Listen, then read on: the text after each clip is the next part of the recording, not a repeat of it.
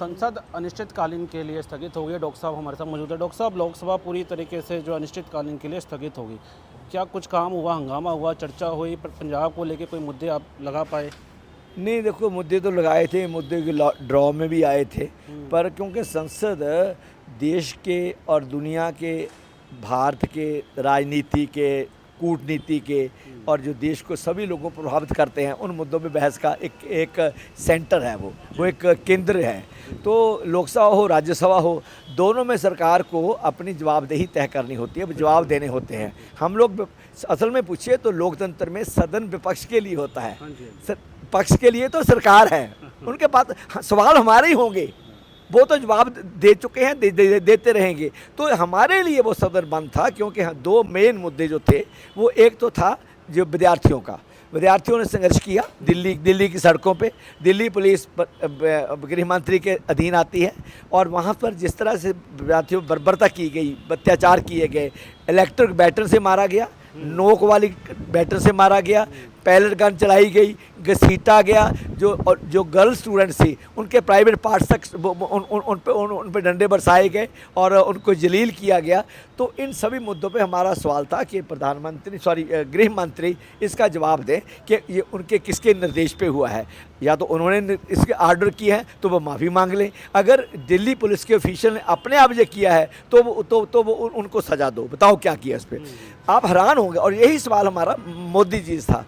राम मंदिर में कितना बवेला खड़ा होने के बाद राम मंदिर बना, मस्जिद ढा दिया, चलो आगे बात बढ़ी, सुप्रीम कोर्ट ने फैसला दिया, पार्लियामेंट ने एक्ट पास किया, राम मंदिर ट्रस्ट बनाया और शिलान्यास से लेकर प्राण प्रतिष्ठा तक प्रधानमंत्री जी करते हैं, ट्रस्ट की नियुक्ति प्रधानमंत्री जी करते हैं, मेंबर ये चुनते हैं।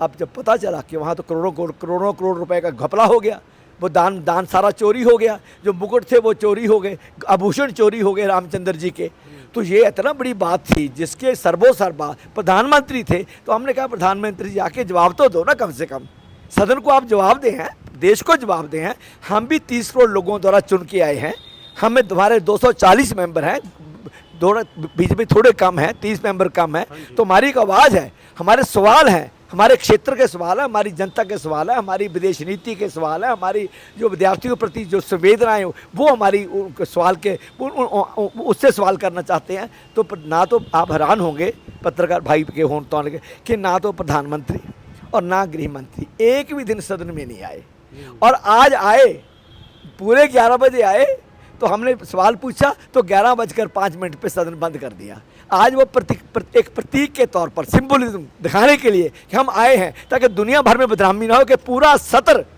एक जो जो वर्षाकालीन सत्र था उसमें देश का प्रधानमंत्री और देश का गृह मंत्री सदन में उन्होंने पांव तक नहीं रखा, सदन के अंदर अपने दफ्तरों में बैठे रहे, लोगों के जवाबों से टलते रहे, विपक्ष के सवालों का जवाब नहीं दिया, विद्यार्थियों का, मंदिर चोरी का, चंदा चोरी का। तो इससे बुरी और दुर्भाग्यपूर्ण बात क्या हो सकती है। आप विदेश मंत्रालय भी गए, आपके इलाके पटियाला का एक मुंडा है जो वहाँ फंसा हुआ है। हाँ जी, वो मैं गया हूँ जी, वहाँ लड़का एक हमारा फंसा हुआ है यूक्रेन वार में। तो पहले भी उसकी हमने वीडियो इनको सबमिट किया था, अब भी आज मटीरियल सबमिट करके आया हूँ कि उसका कोई अता पता नहीं चल रहा। वो खुशी की बात अभी ये है, इतनी मैं कह सकता हूँ, खुशी क्या तसल्ली की बात है कि अभी वो ज़िंदा है और उसके हमारे संपर्क में है।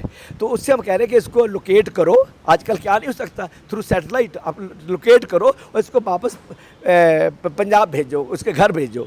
और ये आजकल जब संभव है तो अगर वो सरकार से बात करें, रशियन गवर्नमेंट से, तो वहाँ से जो उसको एक दबाव में, लालच में, पता नहीं किस तरह उसको जो जंग में धकेल दिया गया, उस प्रक्रिया को बंद करके उस बच्चों को अपने माँ बाप के साथ भेजा जाए। एक आखिरी सवाल, जगतार सिंह हवारा को बेल को लेकर पंजाब सरकार बार बार कह रही है कि पेरोल दी जाए।